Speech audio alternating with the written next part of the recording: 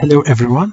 Today's lesson is conventions. We will focus on tenses, precisely three tenses. That is the present, past, and future. Okay, we will learn how to distinguish between them and how to use them. Alright, so verbs can show when an action happens. When, what we are talking about when. This is called tense. So when the verb shows me when, the time of something, we call it the verb tense, the tense of the verb. Different verb tenses have different forms. So there is a form that helps me know the tense. Many present tense verbs. So the first one, present tense verbs, ends in S. Pay attention, it is many, not all of them, many. S, because some of them we don't put S when we have I, you, we, and they, and some of them we put S when we have he, she, it. Then the verb we add S or ES or IES depending on the ending of the verb. Okay, next we have form the past tense. Here we have the past tense of many verbs by adding ed. All right, ed. Again, here many verbs, not all of them. Add the helping verb. Here we will add helping verb. What is it? Well, to a verb to make it a future tense. A future tense verb. Okay, so we have three tenses: past tense, present tense, future tense. For the present tense, we put S. For the past tense, we put ed. For the future, we put well before the verb and S and ed after the verb. Let's see concrete examples. Present tense, the first one, away stays. This is the verb. I put S. Why? Because a whale, I refer to it as it, because it is an animal. So I put S. And because I put S, I know that it is present. As I told you, when we have I, you, we, they as a subject, we do not add S with the verb. We just write stay. For example, I stay near the beach. He stays. It stays. And she stays, okay, near the beach. Next, past tense. The whale jumped out the water. This is the past. What did we put? We put ed. The ed helped me know that this sentence is in the past, okay, because the verb is jumped. And here it doesn't matter about the subject. We don't care about the subject. We just put ed. That's it for many verbs. Then we have the future. The other whales will jump out soon. Here, to know that this is the future, I added the will before the verb, not after, before. What we put after is S for present, ed for the past, but for the future we put will and before the verb. All right. When a verb ends with E, drop the E before adding ed. For example, if you have a verb that the last letter of the verb is E, I erase it, I put ed. Or you just add D. Don't put double E. Do not leave the E here and add another ed. Alright? It should be like this. E, we make it ed. That's it. Only one E, not double E. When a one syllable verb ends with one vowel followed by one consonant, double the final consonants before adding ed. For example, to make it simple, this is a word shop. For example, to go shopping, to shop something. Alright, here it is one syllable word. Why? Because we have shop. Oh, one syllable, like one vowel. Okay?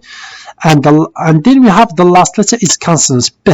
What should we do? Before we add ed, we have to double the P. Okay?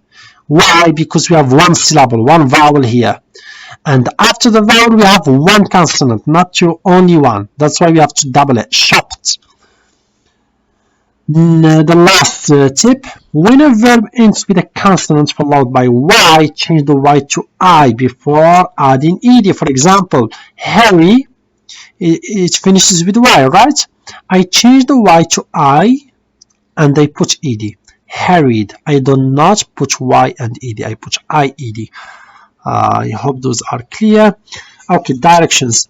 Till the tense of the underlined verbs. So those are the underlined verbs like, will enjoy, traveled, return.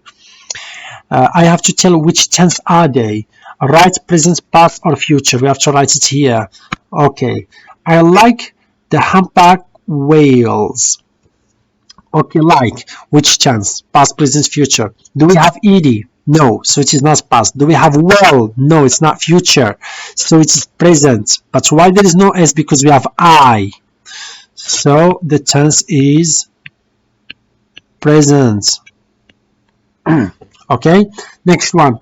You will enjoy the whale's music. Do we have ed? No. Do we have s? No. Is it just enjoy? No. So we have will. This is the key word, and will indicates future. We'll write it down. Okay, so 3 and 4, I leave it for you to do it. I hope you do it by tonight and send it back to me. Next. Directions. Write the verb in parentheses that correctly completes each sentence. 5. Last year. Here I have to choose which one, learn or learned. Okay, but how can I know? In this exercise, I have to understand the meaning of the sentence. Sammy's class about whales. Is it learn or learned? Both of them, both the verbs are correct. We can write learn for present, learned for the past. But how do you know is it present or past? There are keywords that help me. We have last year, the previous year, not this year, not the coming year, the last year. So this one indicates the past. And how can I write the verb in the past? By adding ed. So learned. Okay, this is the answer. Past. How did I know it? Because ed indicates the past. And last year helped me know that this sentence is in the past. Number 6.